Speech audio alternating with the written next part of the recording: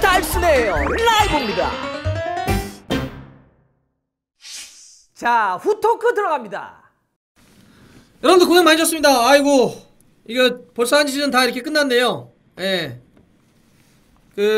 맨시티가 우승했습니다. 맨시티는 뭐 우승할 적이 충분했네요. 오늘 스쿼드도 보여줬지만, 예, 케빈 데브라이너나 제주스나 사네가 백업을 보는 그런 팀이 바로 맨시티입니다. 그만큼 선수층이 두꺼웠다는 얘기고, 뭐 우승할 자격이 충분했죠. 20개 팀들 중에 가장 많은 골을 넣은 팀이고, 리버풀 다음으로 실점은 적게 한 팀입니다. 공격과 수비의 밸런스가 그만큼 좋았다는 거고, 사실 챔스에서 토트넘에게 진 것은 시티 입장에서 좀 뼈아프겠지만 경기를 너무 잘했어요. 시즌을 거의 큰 기복 없이, 뭐 중간에 그 12월인가에 한번 2연패를 당했을 때가 좀 고비였는데, 크리스탈 팰리스하고 레스터한테 졌던 때 있잖아요. 그 2연패 당했을 때가 조금 고비였는데, 그거 말고는 뭐 크게 한 시즌을 치르면서 위기 순간이 없었던 것 같아요. 그다음에 사실 또 한 번의 위기는 그 뉴캐슬에게 무너졌을 때, 뉴캐슬 원정에서 1월 말에 졌을 때, 그때 만약에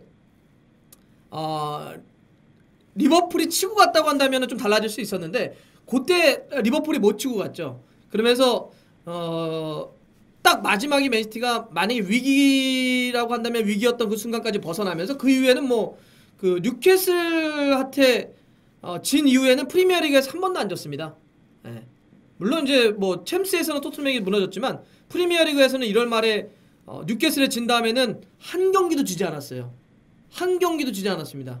연승 행진을 하면서 정말 좋은 시즌을 좀 보냈고, 공격과 수비의 어떤 밸런스, 선수층의 어떤 두께, 그리고 결과로도 챔스는 중간에 떨어졌지만 리그컵 이미 우승을 했고, 그다음에 프리미어리그 2연패 했고, 그다음에 다음 주에 이제 FA컵 결승전 와포드와 경기를 합니다. 그러니까 3관왕의 가능성까지 좀 열어놨기 때문에, 뭐 맨시티는 올 시즌 결과적으로 뭐 챔스라고 하는 건 좀 아쉽겠지만 잘 싸운 것 같아요.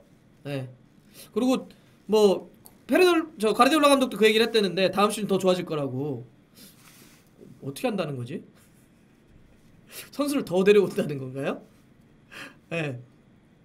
800억짜리 선수 마레즈를 백업으로 썼는데 어떻게 더 데려온다는 거지? 네, 그렇게 하고요. 네. 그리고 올 시즌은 정리하면서는 리버풀 얘기를 안 할 수는 없을 것 같아요. 리버풀 1패를 하고 준우승을 한 팀이 있었을까요? 1패하고 잉글랜드에서 1패를 하고 준우승을 한 팀이 있는지 모르겠습니다. 이미 사실은 리버풀은 프리미어리그 역대 리버풀의 최다 승점을 이미 넘어섰어요. 자신들의 역사 최고의 어떤 이 승점을 얻고도 준우승을 차지하는, 정말 최소 실점 팀. 그다음에 공격도 뭐 사네가 아니죠, 마네, 살라, 피르미누. 그다음에 올해는 수비에 반다이크까지 들어가면서 공격력이 강했지만 수비가 좀 약하다라고 평을 받았던 리버풀이 수비력까지 강해지면서 뭐 팀 최소 실점이잖아요. 그래서 정말 수비까지 밸런스를 잘 가져가주면서 정말 잘 싸운 시즌입니다. 사실 승점이 두 팀이 이제 맨시티가 98점이고 리버풀이 97점입니다. 그러니까 두 팀이 거의 승점 100점을 가져갔어요. 그런데도 이 97점에 리버풀이 우승하지 못했다는 것. 지난 시즌 맨시티가 우승할 때가 승점이 100점이었고요. 준우승팀이었던 맨유가 지난 시즌 81점입니다. 81점이었던 맨유가 지난 시즌 준우승인데, 올해 97점인 리버풀이 준우승이에요. 네. 지난 시즌 맨시티하고 맨유하고 1, 2위의 승점 차가 19점 차였습니다. 올해는 1점 차예요. 리버풀은 이래저래 굉장히 좀 아쉬운 시즌이 될 것 같아요. 이 정도면 뭐 그럴 수밖에 없죠.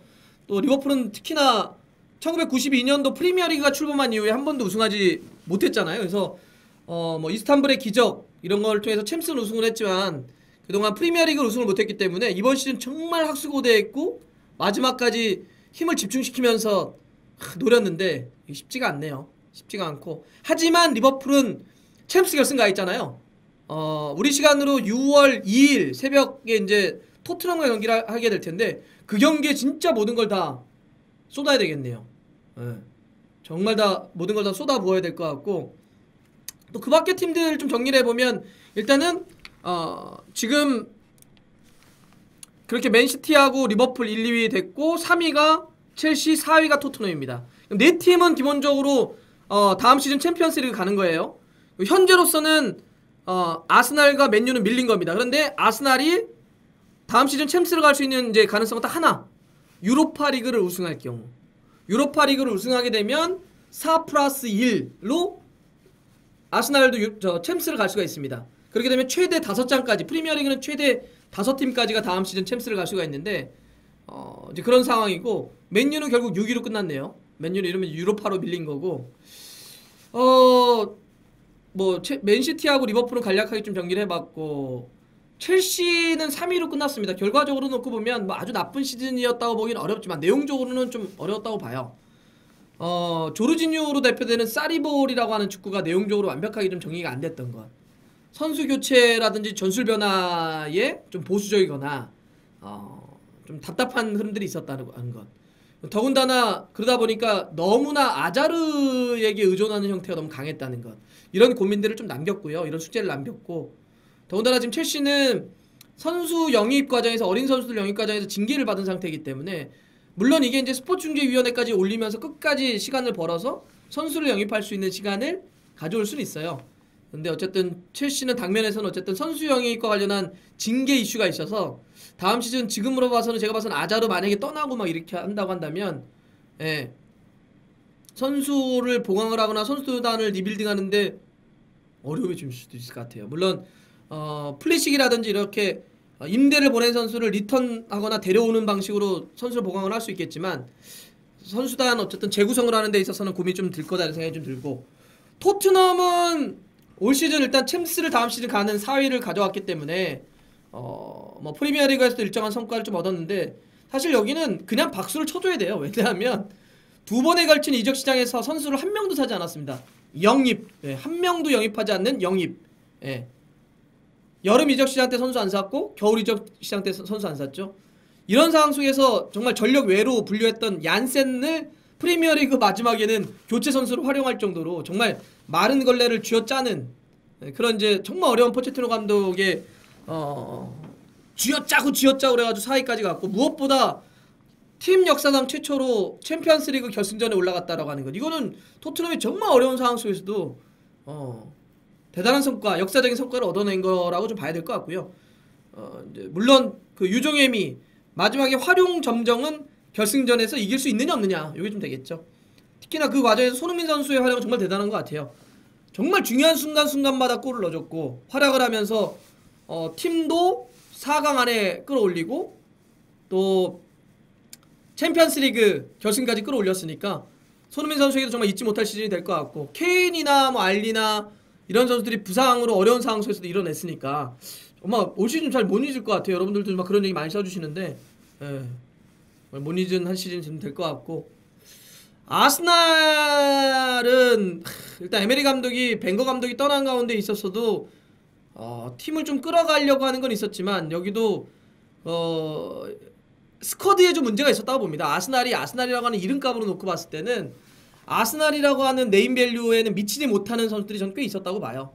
뭐 수비도 무스타피도 잘 못했고, 뭐 미드필더 쪽도 약했고, 뭐 이업이라든지 이런 선수들도 좀 무게감이 좀 떨어지고, 나일스도 마찬가지고, 외질 이슈도 좀 그랬고, 그래서 에메리 감독이 애는 썼는데 성과는 뭐 일단 5위로 마크를 했으니까 조금은 아마 아스날 팬들 입장에서는 좀 성에 차지 않는, 예, 그런 이제 시즌이 좀 되지 않았을까. 물론 유로파리그 결승전 가 있으니까 그게 이제 나머지 좀 이슈가 좀 되겠죠. 마지막으로 맨유 같은 경우는 정말 선수단이 그냥 완전히 무너져 버린 것 같아요. 완전히 무너져 버린 것 같습니다. 중간에 무리뉴 감독에서 솔샤르 감독으로 바뀐 다음에 감독 교체 효과, 마법 지팡이 효과가 일어나면서 팀이 약간 반등을 치나 싶었는데, 정식 감독이 되는 딱 그 순간부터 해서 귀신처럼 팀이 무너져 내리는, 그래서 결과적으로는 6위로 시즌을 끝내버렸는데, 뭐 마지막 경기도 굉장히 못한 거 아닙니까? 강등이 확정되어 있는 팀을 상대로 해서 홈에서 그런 경기를 한다는 건 맨유의 카디프 최종 경기 시즌 마지막 경기가 맨유가 현재 이렇게 딱 처한 현실을 그대로 보여줬다고 생각해요. 엉망입니다, 엉망. 예. 뭐 거꾸로 대표됐던 산체스의 그런 폼이라든지 아니면 팀의 분위기를 결과적으로 망쳐버린 포그바의 모습이라든지 꾸준히 못했던 애슐리 형의 그런 이제 플레이라든지 아니면 부상에서 정말 어쩔 수 없었던 뭐 발렌시아라든지 뭐 공격과 수비 어느 것 하나 제대로 된 게 없는 것 같아요. 이거 정말 저는 그렇다고 해서 뭐 숄샤 감독을 또 뭐 내보내야 된다, 뭐 누구를 보강을 해야 된다 이런 정도 차원이 아니라 1986년도 퍼거슨 감독이 맨유에 왔을 때 정말 긴 호흡으로 팀을 리빌딩을 했던 거 아니에요. 그 술주정뱅이 선수들 막 술 먹고 맨날 이랬던 선수들 그냥 다 내치고 스타여도 다 내쳐버리고 어린 선수들 위주로 해서 퍼기 아이들, 폴 스콜스, 라이언 긱스, 데이비드 베컴, 네빌 영재 이런 선수들 니키 버트 중심으로 해서 팀을 다시 재건했던 그런 어떤 이 중장기적인 호흡이 좀 필요하지 않겠냐. 이제는 감독 한 명 바뀌고 뭐 누굴 내쳐내고 누굴 자르고 이런다고 해서 되지 않는 것 같아요. 에레라 인사할 때 짠했다고요. 어쨌든 전체적으로 맨유가 좀 리빌딩을 하는데 좀 긴 호흡으로 좀 필요할 것 같다. 맨유는 정말 이제는 버려야 할 선수들, 정리할 선수들을 좀 버려야 됩니다. 이거는 한두 명 뭐 한다고 되는 게 아닌 것 같아요. 퍼거슨 감독의 그림자가 그만큼 무겁구나 새삼 느끼기도 했지만 맨유가 이런 식으로 자꾸 땜질 처방을 해가지고는 되지 않겠다. 이런 걸 다시 한번 느낀 시즌이기도 한 것 같습니다. 자, 좋아요, 구독 걸립니다. 알람 들어갔어요.